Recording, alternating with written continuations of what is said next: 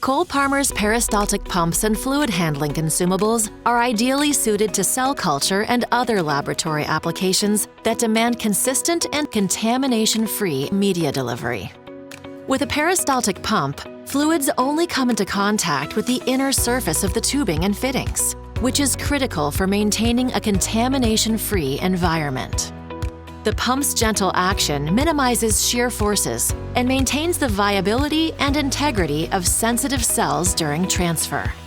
These systems provide precise control over the flow rate, ensuring optimal cell growth and experimental reproducibility.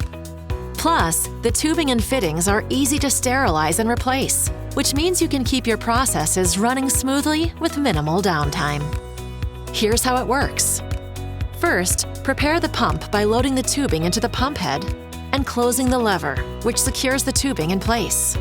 Next, connect the quick disconnect coupler fittings to create a secure fluid path through the pump head and into the media bottle or bioreactor. Then, turn the pump drive on and set the flow rate using the turn dial. Now, you're ready to start dispensing the media. For more fluid handling tips, visit Cole-Parmer.com.